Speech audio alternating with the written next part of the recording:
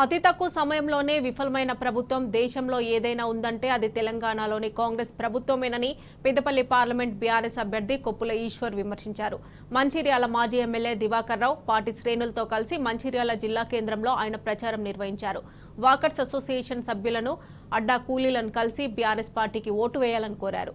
కాంగ్రెస్ ప్రభుత్వంలో రైతులు అల్లాడుతున్నారని, పొలాలకు కనీసం సాగునీరు అందించలేని పరిస్థితి ఉందని ఆయన మండిపడ్డారు.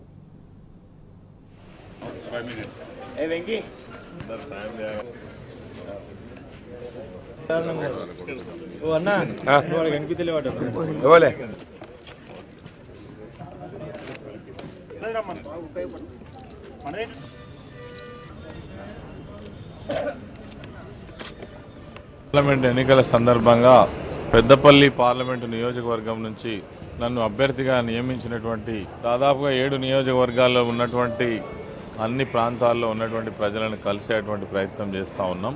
ఈరోజు మంచిర్యాల పట్టణంలో ఉన్నటువంటి వివిధ వర్గాలను కలుస్తున్నటువంటి సందర్భంలో బీఆర్ఎస్ పార్టీ కారు గుర్తుకు ఓటు వేయవలసిందిగా కేసీఆర్ గారి నాయకత్వంలో తెలంగాణ రాష్ట్రం యొక్క అస్తిత్వాన్ని కాపాడడం కోసం మరొకసారి సహకరించవలసిందిగా అందరినీ కూడా కోరడం జరిగింది. వాళ్ళు ఇచ్చినటువంటి ఏ ఒక్క వాగ్దానం కానీ వాటి నెరవేర్చాలనేటువంటి ఆలోచన కానీ చేయకుండా తిరిగి ఎవరు ప్రభుత్వం పైన మాకు ఇబ్బంది ఉన్నదని ప్రశ్నిస్తే దాడి చేసేటువంటి ప్రయత్నాలు జరుగుతూ ఉన్నాయి. ఇప్పటికే లక్షల ఎకరాలలో పంటలు ఎండిపోయినాయి, రిజర్వాయర్లన్నీ ఆవిరైపోయినాయి, కాలువలలో నీళ్ళు వస్తలేవు. వేసంగి పంట కాపాడుతారా అనేటువంటి నమ్మకం లేదు. ఇప్పటికే ప్రభుత్వం చేతులు ఎత్తేసింది.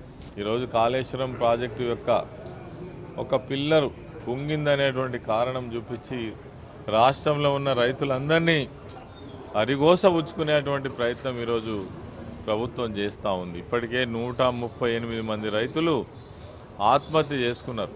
అతి తక్కువ సమయంలో ఇంత దారుణంగా ఫెయిల్ అయినటువంటి ప్రభుత్వం ఈ దేశంలో ఏ రాష్ట్రంలోనే ఉన్నదా అంటే అది ఖచ్చితంగా తెలంగాణ రాష్ట్రంలో రేవంత్ రెడ్డి ప్రభుత్వం అనే మనం ఖచ్చితంగా చెప్పచ్చు. నేను ప్రజల కోసం, ప్రాంతం కోసం, ఈ ప్రాంత అభివృద్ధి కోసం ఎల్లవేళలా పనిచేసేటువంటి వ్యక్తిగా నన్ను ఈ ప్రాంత ప్రజలందరూ కూడా ఒక్కసారి సహకరించి నాకు అవకాశం ఇస్తే మీ అందరి సేవలో ఎప్పుడు ఒక సాధారణమైన మనిషిగా మీ అందరితో స్నేహపూర్వకంగా ఉండి సేవలు అందిస్తా అని చెప్పేసి సందర్భంగా కోరుకుంటూ